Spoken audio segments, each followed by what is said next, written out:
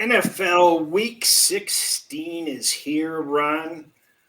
For anybody that hasn't joined us before, we're going to sit and BS and go through our thought process half informally with lots of different topics. So if we start off with something you don't like, we'll probably transition into something that does interest you. Um, with that in mind, I'm still licking my wounds from Sunday. Hate to dwell on the past, but I think it's important, Ron, to start off with uh, the variance issues. And where I'd like to lead off this show is is handicapping becoming diluted with the added variance of results? And as somebody a little bit older than I am, maybe you've seen it even longer than I have. But to me, I have never seen the swings and the variance that we've seen this year. The absurdities. It's getting to the point where Twitter is openly questioning the veracity and integrity of the game. Now, I'm not, making those claims or anything like that. But the variance certainly is there. What are your thoughts on this? Well, good afternoon, Chris. I'm really confused to start off with because we're not in Hawaii or anything. What's with your shirt? It's more conventional today. Yeah, well, I'm in a bad mood because of the weather. Okay, I'm going to wear a Hawaiian shirt next week just to make sure that we get back on track, or on Friday. Uh, you know something? It is a little bit different in terms of how they handicap. I think one of the advantages of what we're doing week to week, it's opening up new things, new horizons, even though, yes, I'm older than you. I've been doing this for 40 years and so on. The money line parlays, for example, Buffalo in such an incredible situation against Miami, yet, they never looked like they were going to cover that spread. Having that money line parlay tied to the team I really like, Cleveland, made a difference. So with all this variance, it's forcing me to go outside of what I normally do, which would be look at underdogs, look at games from a spread concept only. I'm still doing that 85, 90% of the time. But these huge swings are incredible. And I'll be talking about that a little bit on the three things we've learned. But yeah, a lot of variance, a lot of things that are happening. I think it's still a quarterback driven league. It's still a league where these pass interference penalties, they could be 40 yards in length. It's not like the college game where you hit a guy, you get 15 yards. One guy holding or perceived holding on a guy or knocking a guy down 45 yards downfield changes the game completely. And if more and more of these plays are going to be called, you're going to have more variance in games. What about the prop results? You said you've been kind of treading water on those. Do you think that it? Do you attribute that to be due to this variance that we're talking about, or do you think the markets are becoming more efficient? A combination of both. What's more important? I think the markets are becoming a little bit more proficient, unless you have two or three of these offshore establishments that I am not privy to. They post lines early in the week that are off, and you can take advantage of those. In the past, you could get.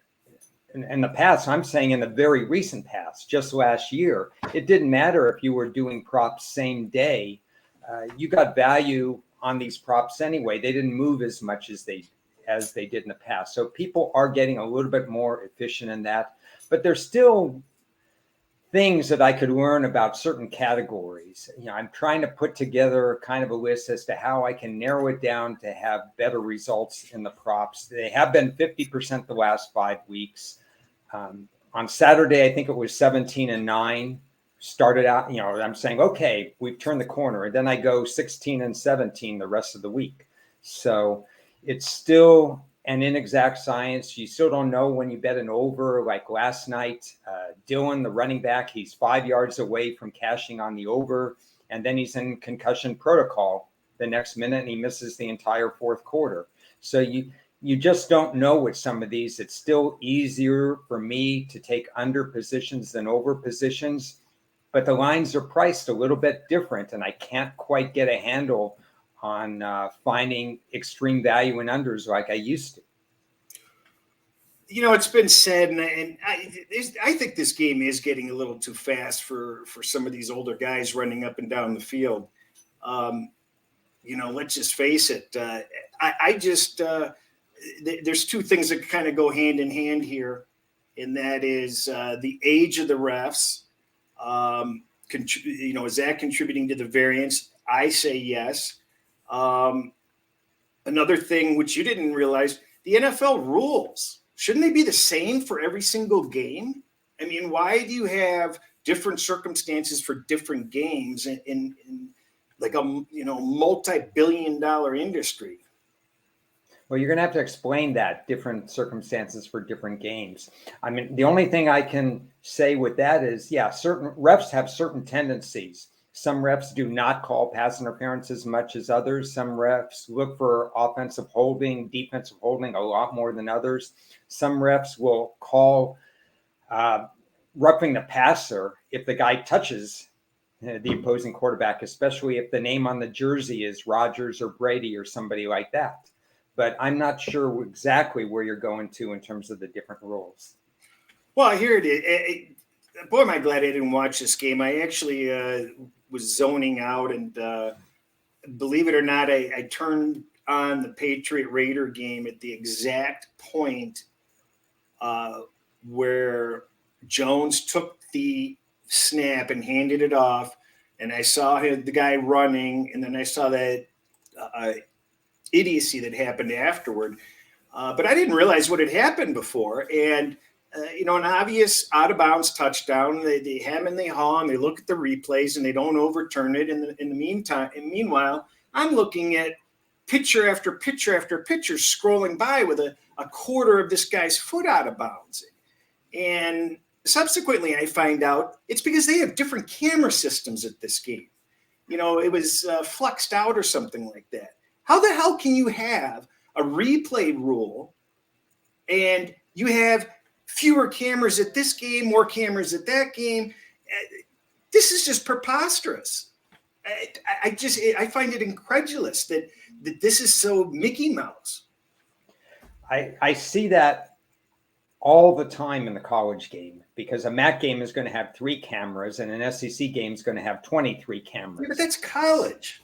Yeah. So in the NFL, I'm not aware that would have happened for, I guess what you're saying is Sunday night and Monday night, they put an extra pair of eyes on everything because it's the prime time standalone game. They have more money, they have more budget, whatever the case may be.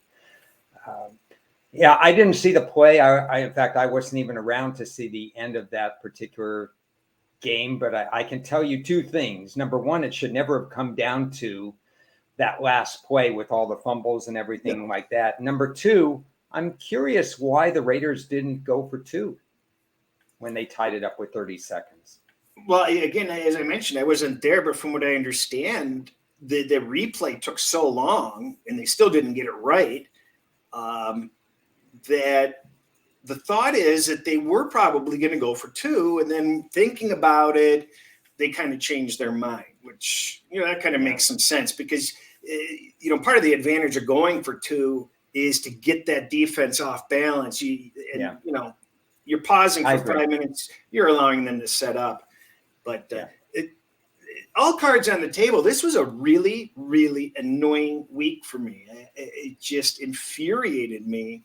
I feel like handicapping the games is becoming a little bit less relevant, and that's disappointing. And I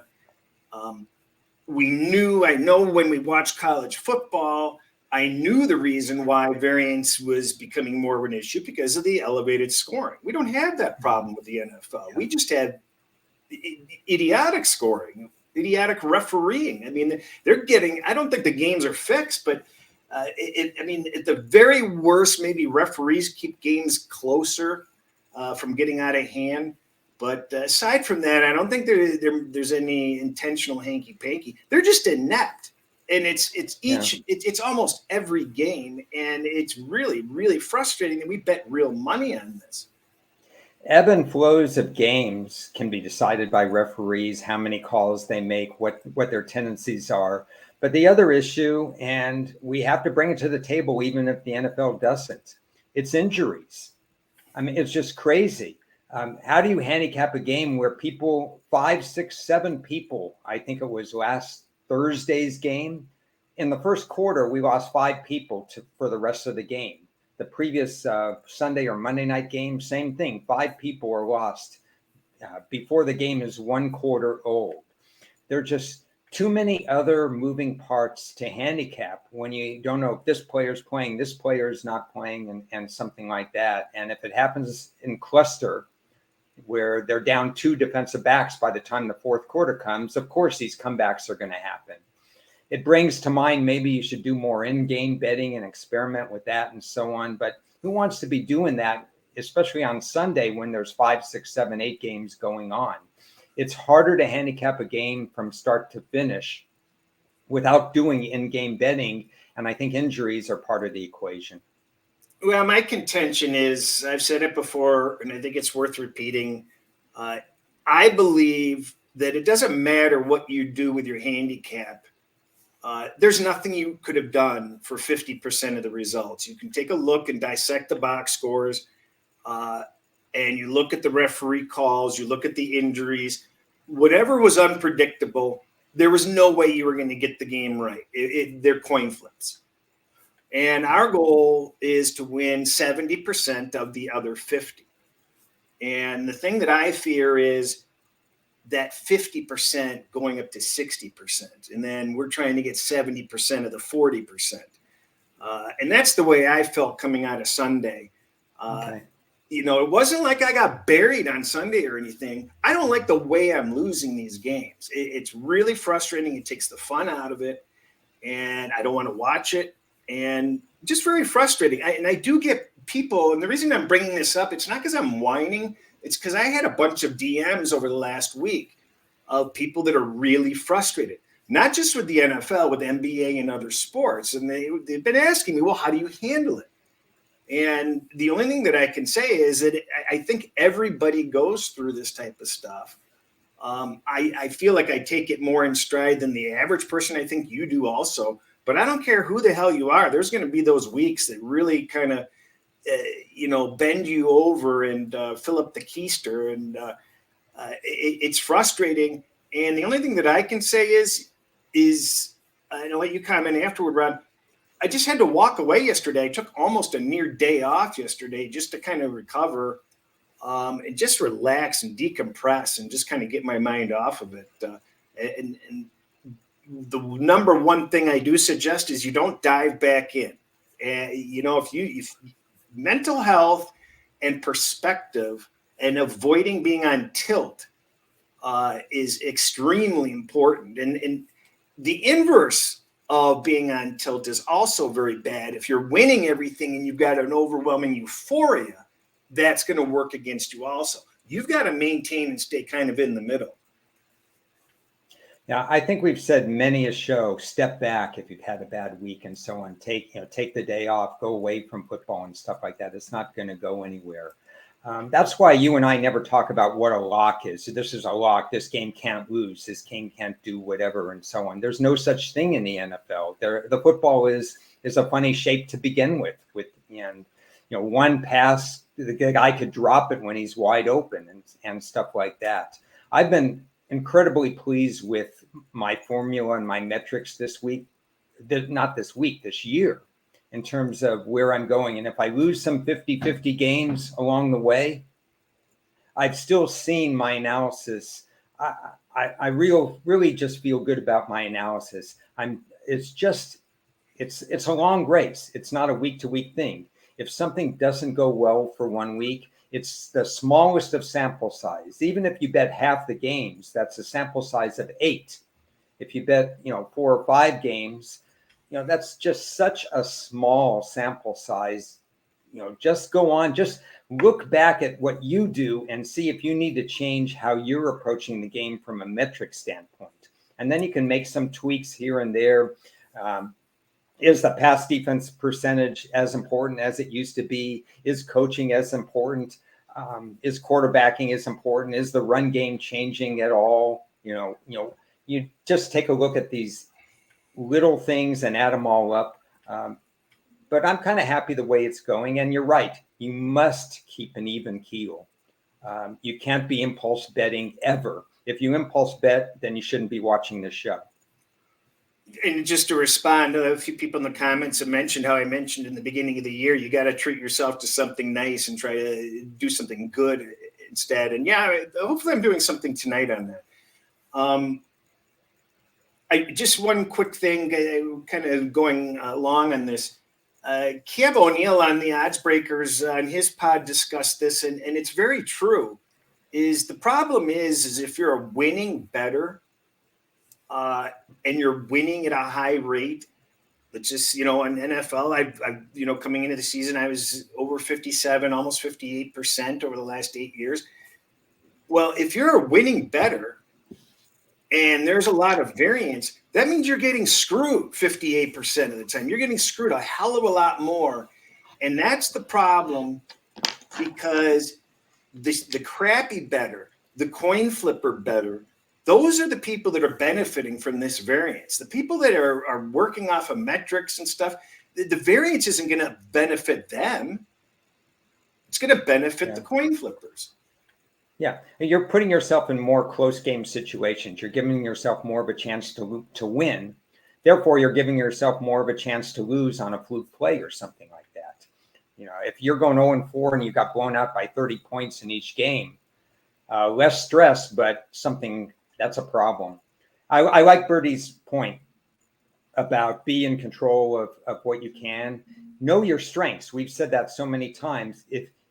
If your strength is betting unders or betting underdogs or betting this certain conference or knowing this certain team or so on, don't go reaching somewhere else, in another area. Stick with what you do best and capitalize on that. I like that impulse better, not going anywhere. Yeah, see, you know who you are. I want to get to some of the comments that we were going to talk about. The 3 things we learned from last week. Let's go through these quickly. Okay, I'm going to go through 2 of them quickly, but one of them I'm going to go through a little bit more detail because it's something maybe you like it, maybe you don't. But here's quickly, and we've already covered this a little bit. Big leads are not just a Baltimore thing. We thought all year that Baltimore's double-digit leads, they lost every double-digit lead that they could imagine. Well, now everybody loses leads. Tampa Bay, Indianapolis, New England, more than ever before. And my takeaway from that is that's good for me. If big leads are evaporating, that means it creates underdog situations. And what I always look for in a game first is, does the underdog have a chance?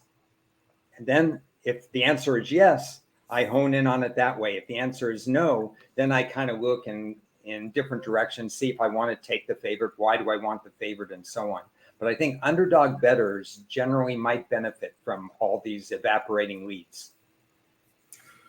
The first thing is really dumb. I'm kind of angry at myself because I look, I'm going through accounts today and I'm realizing I got too much on the Saints to win the division, and that's no good. And I remember when I placed those things, and it was after a really good week. And I've been reminded that don't get careless after a big week and you're feeling a little flush and you start throwing a bet in here and a bet in there. Rookie mistake, disappointed. I've got too much on the Saints to win the division I'm unhappy with.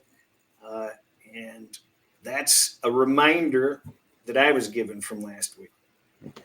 Yeah, a couple of thoughts on that. You said it exactly right. Don't overreact to 1 week's of action. On the other hand, your Saints play isn't necessarily bad. Maybe you should have played less on it. But I think the Saints are the best team in the division, but they're coached horribly. And they should have won at least one, if not both, of the Tampa Bay, New Orleans games. And if they win even one, they're ahead in the division. And that's that's on them. That had nothing to do with weird variance or stuff. That's the Saints being the Saints and making a lot of mistakes. This is a shout out to Matt Landis, big LA Charger fan. But hey, guess what? The LA Chargers have a special teams unit this year. And guess what? Right now, if the season ended, they would be in the playoffs.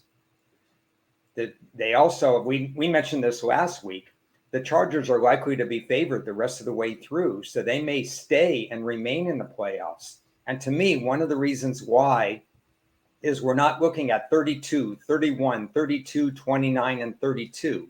They're ranking in special teams each of the last 5 weeks. Now, I have data that's unverified that shows them about 20th in special team ratings right now. The guru on this is Rich Gosselin, who's of the Dallas Morning News, and he'll come out with his final rankings after the year. But if I had to guess, if nobody showed me data where the Chargers special teams would be right now, I'd say they'd be dead set middle, like 15th or something.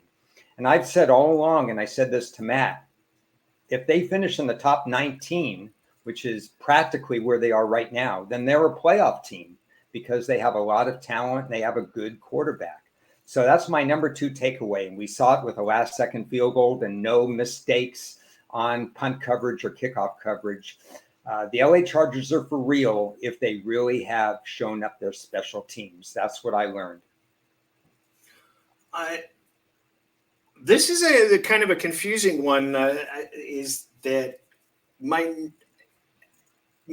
way that I changed my betting has saved my ass over recent weeks, because I would have been losing a lot of games based on my numbers that I a year ago would have been betting on the spread that I got saved on, like the Vikings and Buffalo.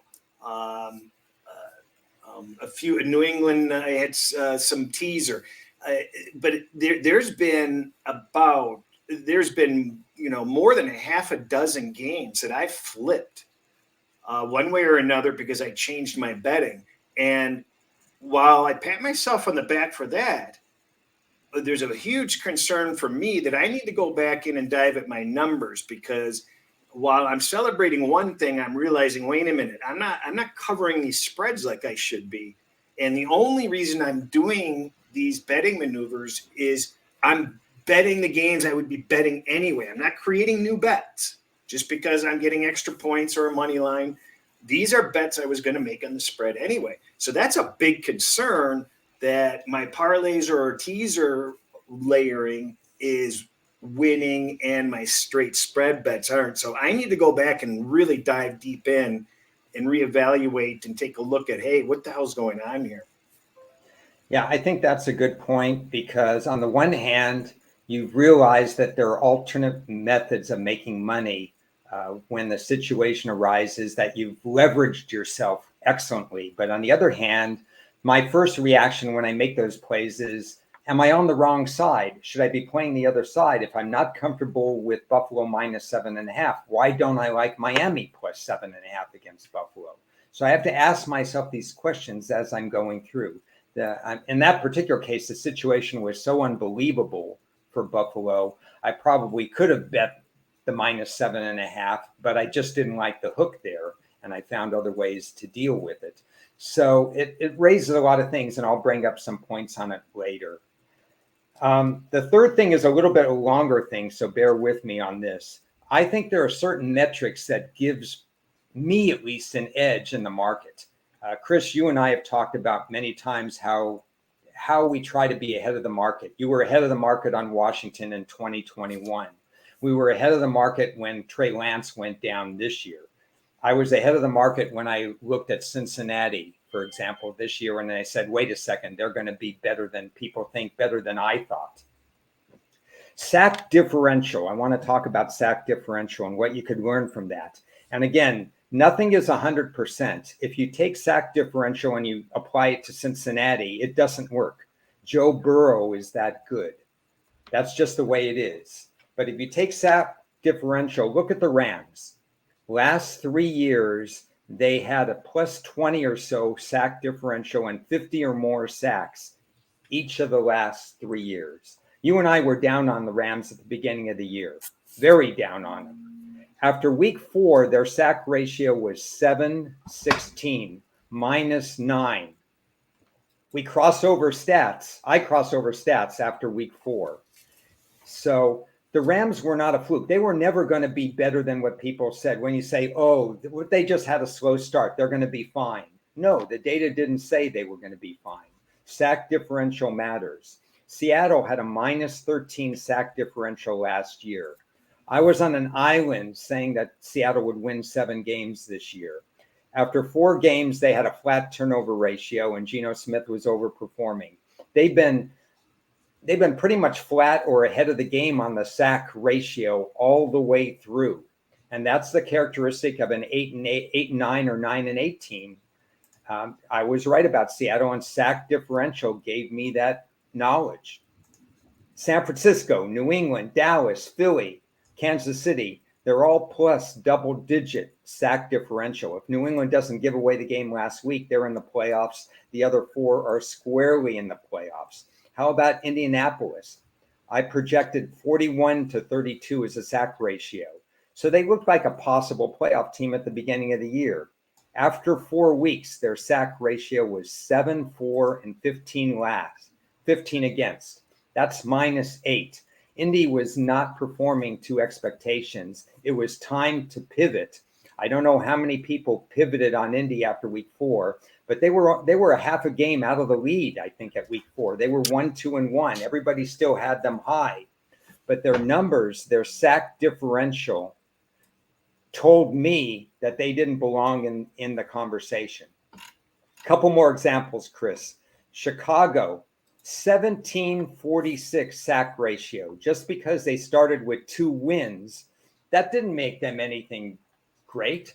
They beat Trey Lance in his first game as an NFL starter in 2022, his first real game. So what? They didn't belong there, and the writing was on the wall, and people needed to see that. The Jets were a minus 18, minus 20 sack ratio last year. This year, they've been 50-50 all the way through with a good percentage pass defense and a good run defense. Atlanta's still bad at this. All I'm saying is this is just inside information, in my opinion. It doesn't work for 100% of the teams, but hey, after 40 years, I'm giving away secrets. Look at sack differential and apply it. Apply it after 4 weeks when you cross over to this year's stats. Apply it to the beginning of the season. Apply it to season win totals. I can't tell you anything more than that, but that's a powerful tool. Yeah, and you know what? I'm going to remain on that topic just for a bit, because you started talking about that, you know, when we first started talking.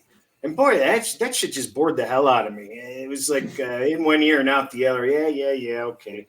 Yeah, but just Ron talking. But you know, and that's the reason why I bring it up is it is absolutely important, and I hope that people that were considering tuning that out, like I tuned it out when I first learned about it, you know, go back and listen to that again and actually take it seriously, because there is no ifs, ands, or buts about it. Ron's 100% right that he shouldn't even be talking about this. So we're not going to release this video. Whoever saw this live is going to get this section, and that's it. My number 3 was already discussed, so we're going to skip that one. We still got a lot of topics to get to. Did you want to do your questions before playoff picture? Yeah, let me give you 3 tough questions for you. Okay, Ron's got 3 tough questions. Name the team last week that had a almost 300 yardage differential. They had over 500 yards. Their opponents had 219 yards. Kansas City. Very good. And they squeaked by. That's one of those read the box scores. Yeah. Because everybody's going to downgrade Kansas City, but you shouldn't.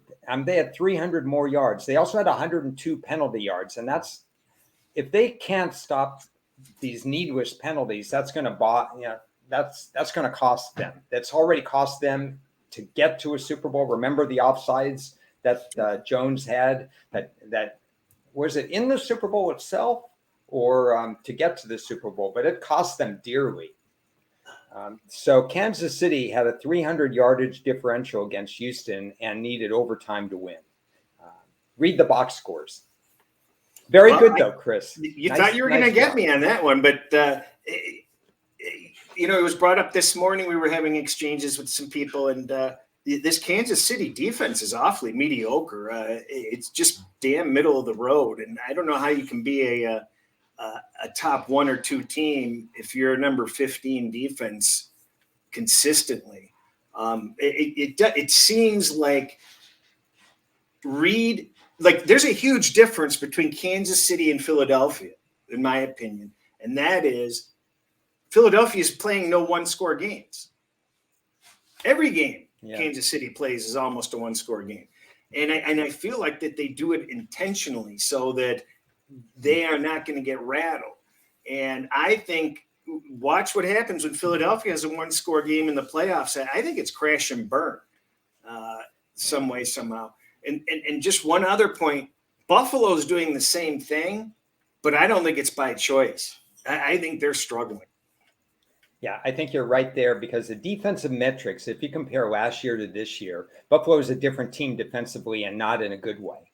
So that's been a problem for the Bills. Okay, this one, you'll get some of this. What are my you always ask about your trailing 5 and stuff like that. So now I'm turning the tables. Power rating wise, which 2 teams have risen the most in the last 5 weeks and which 2 teams of mine have dropped the most in the last 5 weeks? Now, understanding that my power ratings may have been ahead of the curve at some point anyway, so you may not get them, but I think you'll get a couple of these. You asked which ones have risen. It has to be the Chargers. Chargers did not make the top 2. Oh, well, you don't know what you're doing then. I mean, Detroit. I'll take that as a compliment. I would. Cleveland and Green Bay have been, silent but deadly killers. Okay. Well, I guess I have to. I'm shocked at you not getting at least one of them. Okay. Lions are number 1. Well, that was too obvious. I mean, we've talked about that for 2 weeks in a row. You get a kick in the nuts for that. No, the other one's not as obvious because even with Brock Purdy, my number has risen 4 points with San Francisco. They've been my number 2 riser. And it's not just because of Purdy. It's obviously the whole metrics of the team and stuff. But the Lions and the 49ers have risen the most for me in the last 5 weeks. Okay, droppers. Who are the 2 biggest droppers? But they're so obvious. I thought you were gonna the under the radar movers. No, these are not necessarily under the radar, but you may have mentioned who's your last team right now? Not last 5 weeks, but who's your last team in your metrics? Arizona. Okay, or they haven't fallen. No, I'm sorry. No, the Rams have fallen behind Houston now. The Rams. Okay, there you go. The Rams are my biggest followers. And so that's there. And the other one is a playoff team. The other one is a playoff team with 11 wins or whatever they have. Minnesota is my second biggest follower in the last 5 weeks. We've talked about that. So don't be surprised to have a playoff team, regressing so much. Yeah, but the Giants have been, far worse, and the Giants do look like they're going to get in. And this is a perfect time to segue into the playoff discussions. Okay. The Giants are, they're going to back into this. Yeah, well, coaching has helped. They weren't one of my biggest followers in terms of power ratings because they were always low. So they just didn't rise. They just stayed flat for me, but they're still in the mid-20s. We'll take a first glance at the weather coming up this week. What do we have? I feel like I'm in Antarctica now. Is that 8 games that are going to be under freezing? I mean, look at those numbers. Yeah. Minus, Jesus. So be aware of it when you're handicapping this. This is extremely important. Affects the totals, and it can change rapidly. So if the weather improves, but always remember it's the wind more than anything. But when it gets to be that cold, it's more than just the wind. We were just talking about the Giants. The Giants seem pretty solidified here. Unfortunately, we have to give ourselves a kick in the nuts because we thought Washington was the hot pick, and they're technically in there at the moment. But if you look, the Lions had the inside track, believe it or not, out of Washington and Seattle and the Lions. The Lions are favored to finish in that 7th spot. Both Seattle and Washington are expected to lose this week, and the Lions are favored, and they would move into that 7th spot after this week, which I find interesting. Even with the Giants losing, they'll still have that advantage. They've got that tough game against Cleveland, and then they finished with Philadelphia. We don't know whether that Philadelphia game is going to mean anything. Unfortunately for some teams, maybe the Lions as well, I would suspect that Philadelphia will rest their starters in that game or play them for a quarter. Now, Gardner Minshew is a decent backup quarterback, and he's going to want to excel. But you're going to see a lot of players defensively as well not play in the second half of that game if they've got the number 1 seed locked up.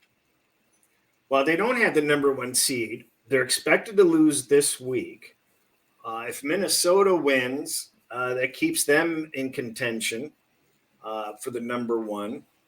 And I think everybody kind of agrees, a little under the radar news, is don't forget that Philadelphia plays New Orleans right here, week 17. And why that's important and why Hurts may be sitting this week, even if he is able to play. New Orleans or Philadelphia gets New Orleans draft pick. So they want to make sure they kick the crap out of New Orleans. Now, that's not going to be a primary driver, but that's got to be in their thought process. Excellent. Interesting point. And in a normal situation, if the Lions were kind of out of it, they would be over here. They're playing Chicago. They would purposely lose to Chicago so that Chicago would go above the Rams pick that the Lions have. So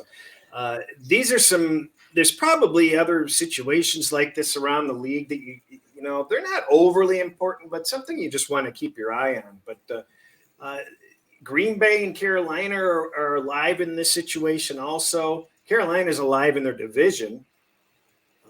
The Packers, if they win out, they have a pretty good chance of making the playoffs if they go 3-0. I'm sorry. No, One thing the NFL did to generate interest was add that 7th playoff spot. Without it, we wouldn't be talking about 4 of these teams. I mean, we wouldn't be talking about Green Bay and some of these others, but that 7th playoff spot is just completely up in the air. So yeah, it's going to be really interesting. I have buyer's remorse on my Washington to make the playoffs because I don't think they're going to make the playoffs anymore. That's all right. I have under for season wins, so we get out good either way on that particular one. I wouldn't rule them out yet, though. No, they're not out, but the Giants certainly have the inside track. Even if they lose this week, they're still 8-6. No, Giants are in. The Giants are in because basically they win the tiebreaker against Washington. Yeah, it's pretty hard for them not to make it in. So looking at the AFC, obviously I have buyer's remorse on my Ravens divisional tickets, which I have too many of, and that I was chirping and patting myself on the back with glee on earlier. Another lesson in sports gaming is every time you think you've got it, you don't have it. Mm-hmm. Well, that's why the Cincinnati hedge was very important early, knowing that Burrow was special. So either way, Cincinnati or Baltimore, I would still, as you would, prefer Baltimore to win the division. But Cincinnati making the playoffs and winning the division will be fine as well. Baltimore basically is an incomplete team right now. The play calling is atrocious. I heard some commentary about this offensive coordinator. They can't figure out why he's still there, and that's painfully evident. Why they, the last game they've got this. They were running the ball fine. They ran the ball with their starting running back 2 times after the 9-minute mark of the third quarter, and they're having this guy throw the ball, and he can't hit the broadside of the barn. So I don't know what's going on. And then another bad buyer's remorse ticket I have, which I bet on the air 2 weeks ago, is the Jets to make the playoffs. They're not making the playoffs anymore. I figured for sure they were going to beat Detroit. Yeah, well, I think the Chargers take a spot away, and then but they got a break with New England losing. But still, it's uphill battle for the Jets. Touching greatness over in the chat column, I assume that's our good friend, my longtime friend, only known Ted for 50 years. He says, talk touching greatness football and not the Texans. So we'll avoid the Texans. They are out of the playoff race. All tickets have been cashed on that one. But I think it's going to be interesting to see who wins that number 1 seed. It's not for sure based on all the close games, Kansas City and Buffalo. That could still flip between who has home field advantage. And Cris, does it matter who has home field advantage between Kansas City and Buffalo? No. I don't think so either. I don't think Cincinnati's got that division wrapped up, but I think Baltimore gets that division still. It's and possible. Baltimore controls it. Baltimore controls their fate, as far as I'm concerned. I don't think Cincinnati – I think at best Cincinnati splits out the next 2 games going into Baltimore. Okay, so if I ask you the question, and I partially agree with you, who would you rather face in the playoffs, Baltimore or Cincinnati? I'd rather face Baltimore, of course. Yeah, me too. That's the problem. Yeah. That's one of the problems I have in my metrics is I know that Cincinnati's better than they're showing up. They're doing a lot of things not so good. They didn't win that game versus Tampa Bay. They look like crap. I mean, when you're handed 4 turnovers on 4 possessions, that's not you winning. I mean, Tampa Bay should have put them away. So, and they've been getting.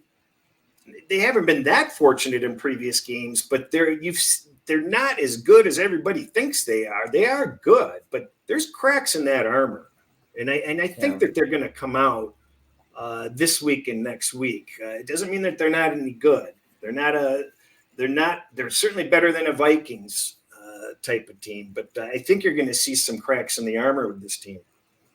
Yeah, I'll slightly disagree with that, but I'll agree with one point. Tampa Bay gave away the game, but maybe we should be used to that. How many games has Tampa Bay given away this year? Probably 4 or 5 games they've given away, and they got lucky on the 1 game. Yeah. But still, they're on the negative ledger, and it's all about coaching. Cincinnati has the first or second best pass defense in the NFL, and they're proving it an awful lot. And they forced Brady into some of those mistakes, and Brady and obviously clock management and the way they run their offense forced the other ones with Tampa. But I have Cincinnati squarely in my top 6. There's a top 6, and then there's a gap. And 7 and 8 are there. And number 9 is a team I never thought I'd ever put in my top 10. But, this is Be Nice to Cris Day. So the Lions are number 9 in my power ratings. It's amazing you say that because Colin Cowherd at number 9. DVOA has him number 9. I saw 2 other rankings. Everybody's got him number 9. Let me look to see where I even have. Yeah, you better have him 9 then. It must be karma. I have them 9. See? I hadn't looked. They are 9th on mine too. Wow. It must be true then. That's funny. The Buffalo Bills are showing leaks. I just want to comment on that. Just a horrible, horrible situation for Miami. You mentioned it on the previous show, coming off the multiple road games on the road, coming to the cold weather. And and Buffalo was lucky to win the game, quite frankly. So I think so too. And Buffalo is just basically skating by. They barely beat a horrible Detroit Lion team on Thanksgiving, and there's cracks in that armor. And I'm not as worried about the Chiefs because I think that that's just the way they play. You know what I mean? I agree. And the Titans are looking like they're going to lose that division, frankly, because I think the Jags control their destiny. Yeah, well, you got situations in the NFC and AFC South where it's crazy because you put some of these other teams in these divisions and they'd walk away with the divisions. But Tennessee, they've had flaws for a long time and nobody else in that division is strong enough. And Jags are still learning how to win. And obviously they caught a little overtime break this past week too. But, you're going to get a couple breaks in a 17-game grueling schedule every single year, and the Jags caught that now. Are they perfect teams? None of these teams are perfect. So when they're favored, I'm going to look to fade a lot of these teams, because if you're 6-8, you're 6-8 for a reason. If you're 7-7, you're 7-7 for a reason. Yeah. By the way, there's a handful of comments or questions that we are going to get to, so we're not blowing you off. I call those situations, Ron, must win, must lose. It's that simple. If you're in a position of having to win and it's crucial, boy, it just seems like they lose at about a 65-70% clip over the time that I've been betting. There's been there's conclusive proof in college. 5 and 6 teams needing to win to get a bowl game, such as 6 and 6 is. NFL teams needing to clinch the playoffs or get in the playoffs with a losing or a break-even record. We've got a sample size over countless number of years that puts it at somewhere between 59 and 61%. And those aren't chump change percentages. That's not bad.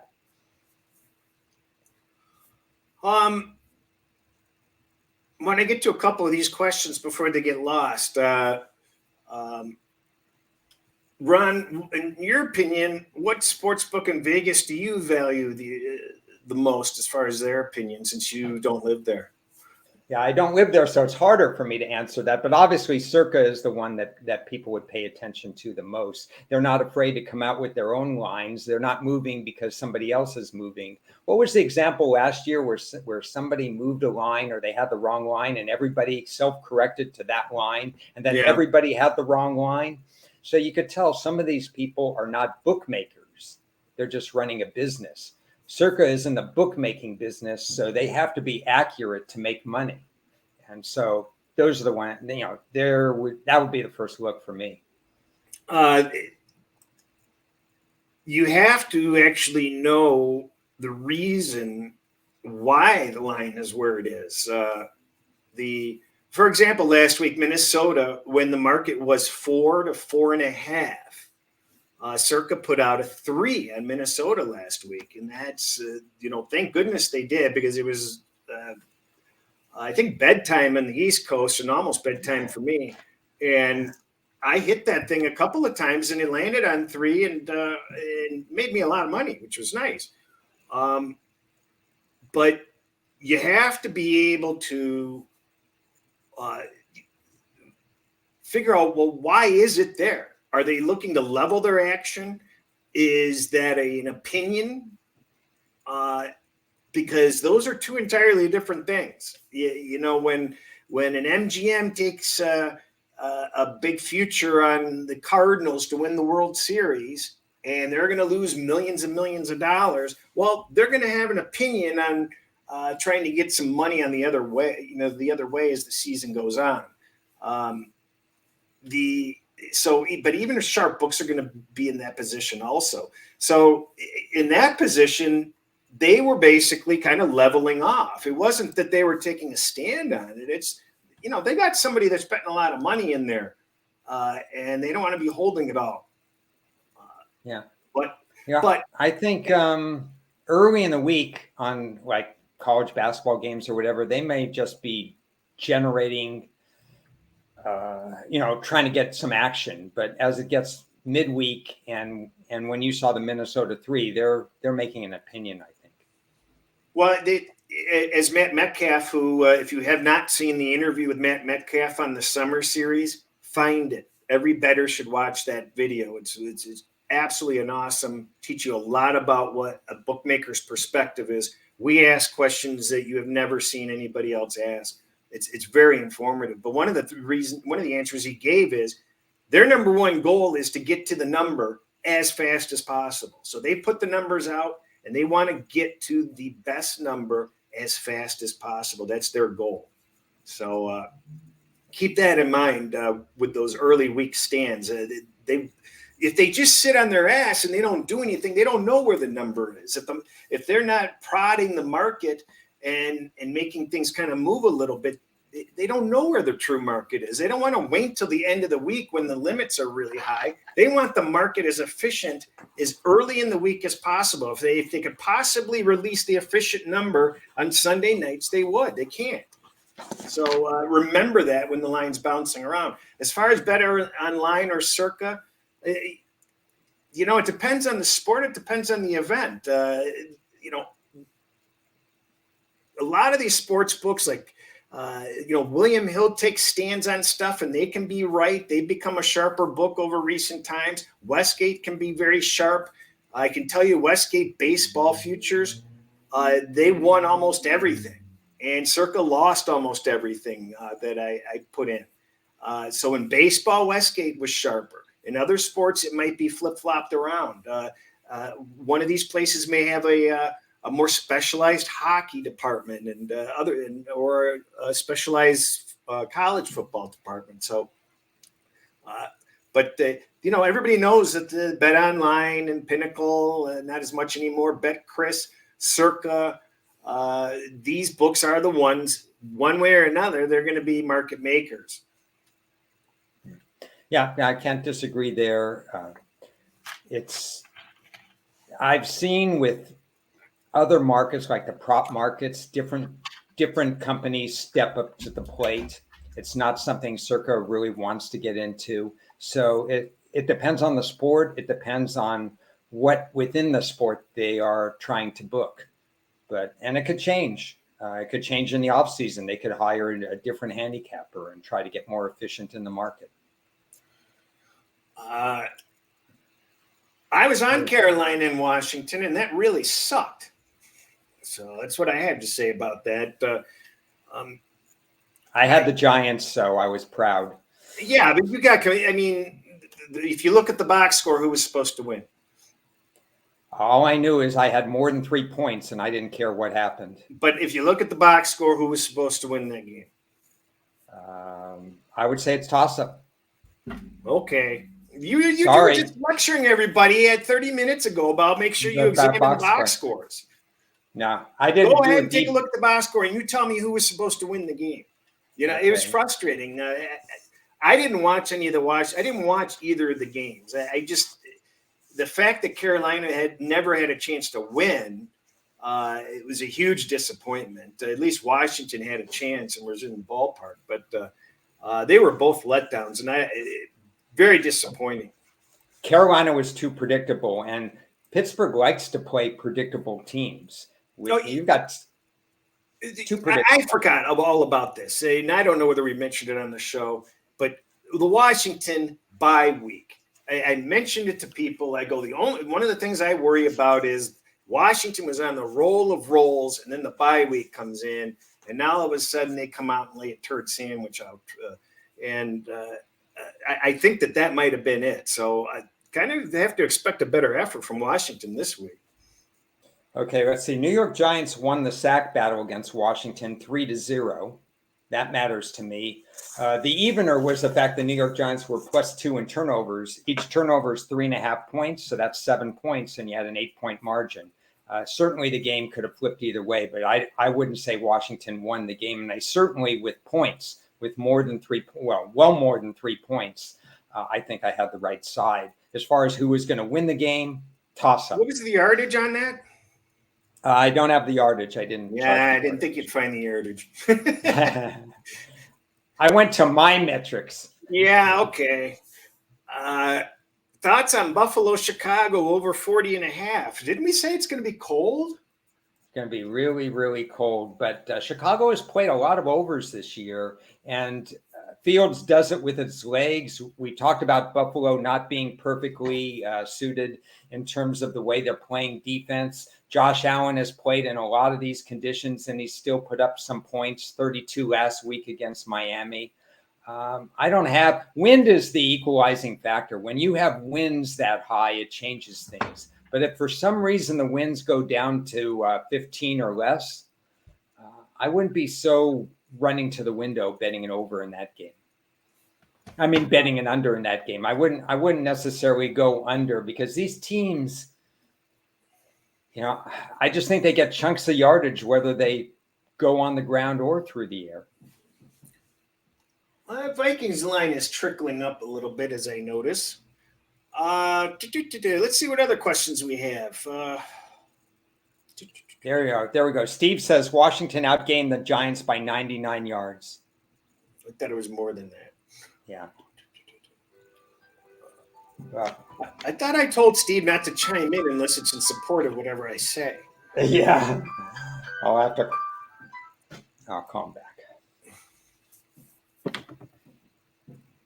Okay, so Chris, did you get some Cowboys minus 2.5 or so when I tipped you off? I took, as I mentioned, I was basically out of commission. Yeah.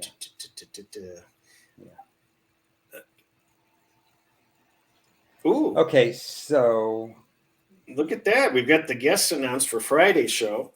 Yeah. So Dotson is really coming on. He had a good game against the Giants. Well, not good enough.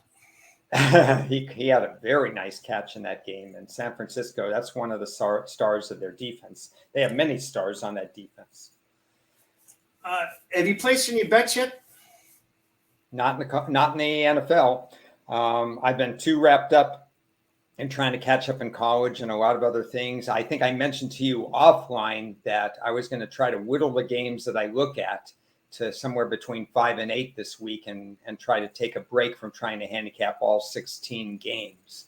I think that's the approach I'll take, even though everything, you hate to go away from stuff when everything's going well, but you also, I particularly do not like to go in underprepared and risk my own money on it.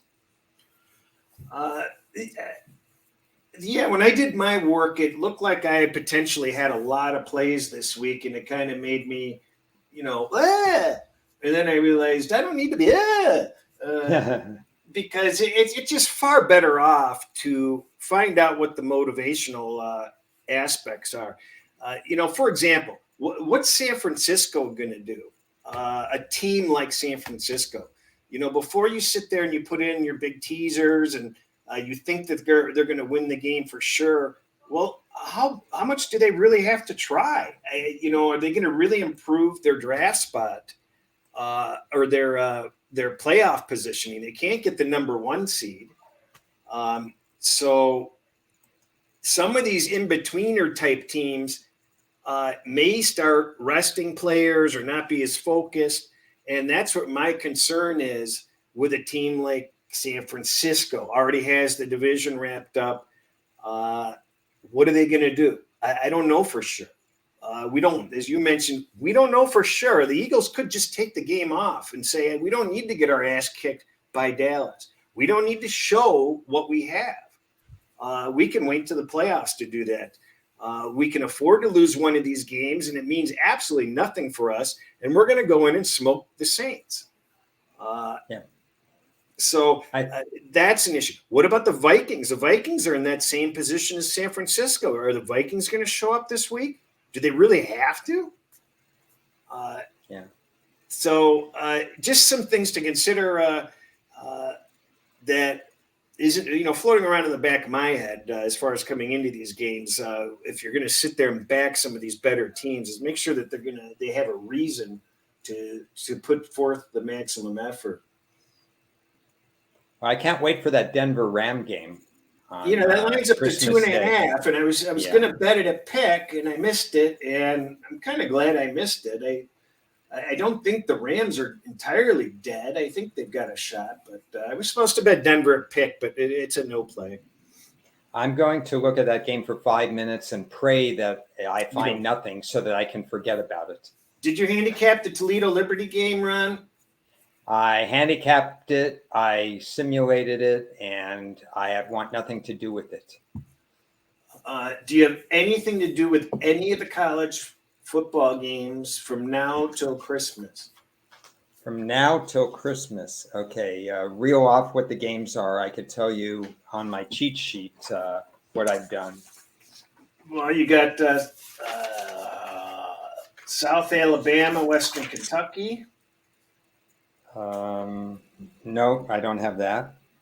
Oh, you don't? Well, I still haven't done all the work, but I have no pre-bet on it. Air Force Baylor. Yeah, Air Force seems to be very popular for some reason. Are there a lot of Baylor opt-outs or something? I don't know. I made a pre-play on Air Force Baylor at 47. Over 47. That's the only thing, because I set 54 on that particular game. You didn't go over 47, I hope.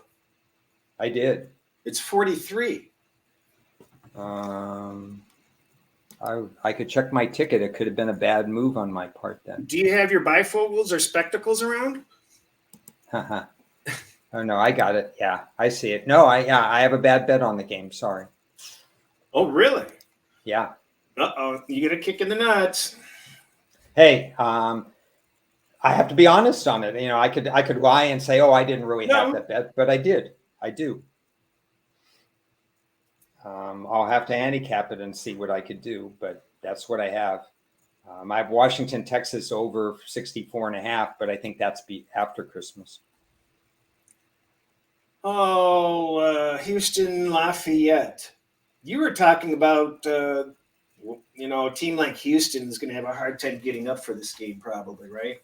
Yeah, so I'm looking forward to handicapping that particular game. The one thing I did look at last night is Clayton Tune, who's been there for 6 years, I think, at Houston, and Nathaniel Dell, who's the wide receiver who will be going to the NFL next year. They both are excited to play in this game. They could have opted out and they didn't. So that's really interesting in terms of they're opting in instead of out. So I think, weather permitting, it's a chance to look over the total. But like you put up there, we got to look at the weather before we do that kind of things. What's this? Arthur says percentage in bowl games. I don't know if that's about win percentage or what we're doing. He says the academies have an excellent win percentage in bowl games. He's right. They're fundamentally sound. And that's one side. The other side of the equation is Baylor fired their defensive coordinator. They also fired their special team coordinator before this game. That's interesting. Their head coach is very defensive oriented, and with Air Force being one-dimensional, I wonder, what happens with that. But a lot of moving parts as usual. I was hoping he would talk about win percentages. For an Air Force offense when you fired your defensive coordinator. Yeah, well, it's interesting when they fire these people. So they give somebody a chance to perform in the bowl game, and I don't know if they made a permanent hire or a temporary hire in that. But there's some firings that are going on before bowl games. It's not just coaches leaving. Somebody else's defensive coordinator was fired before a bowl game as well. This Wake Forest, Missouri looks like a final possession game. You got anything on that one? I haven't done that particular game. I know the data is going to support Missouri via the run numbers, but Missouri has some opt-outs, including their coach who opted out. Interim coaches. Strength of schedule. Interim coaches, by the way, there's no plus or minus to have an interim coach. One might think, oh, you have an interim coach. Oh, that's an automatic fade. It's situation by situation. So don't blindly go against interim coaches. I kind of like Wake Forest's passing offense, but I need to do more work on the game. Middle Tennessee State and San Diego Shit State. I can't wait for that game, but probably it warrants a play on Middle Tennessee State. At least I'm hoping, because San Diego State's not as good as in previous years, and this is not an opponent they're going to get up for. All right. Well, we ran out of viewer comments and ridicule, and got one more for you. One more question for you before we wrap it up. Oh, we didn't get to the third question then, Yeah. right? Because you and I are big into record keeping. We talked about how we keep records on each team. I keep records, meticulous records on each team. In college, even more so, run data, when I bet for them, against them, and so on. And we do that in the NFL. So I have a tricky question for you, because with unconventional betting, for example, you have somebody who's in a money line parlay, or you have somebody who's in a teaser, and you're teasing them to 3 or 4 of your other teams, but you have a lead play. How do you go back and look at it? How do you record that record keeping wise, so you know what you did on or against a team? It's not just the straight bet ledger anymore that I'm used to doing, but how do you record that to know that you actually won money on the team, but if you bet them straight, you would have lost money? Well, yeah, that's I already have that, and I know exactly what I'm going to do on that. If let's just say I'm betting Jacksonville this coming Thursday, and I want to chop that up into 3 bets. When I go back and I chart my win loss, that's going to count as 1 bet. There's a handful of games last year that I started to do this process near the end of the season, and when I went back and to evaluate the records, I'm not giving myself 3-0 for Dallas covering, Yeah. betting it 3 different ways. I'm looking at it as a 1-0, and I'm not looking at it as 0-3. I'm looking at it as 0-1 if it went the other way. Um, as far as the profit itself, that's already all figured out and such. But I do want to isolate the win loss versus the spread as one. No matter, basically, I'm going to bet 4% on these plays. So however I divide the 4%, it doesn't matter whether it was 1 play, 5 plays, 3 plays. It's 1 play. Yeah. So how I would probably do it, and I'm betting far fewer money line parlay types than you are, is if I have a team, just make a team up Cleveland, because I had a bunch of parlays on them as the lead team this past week.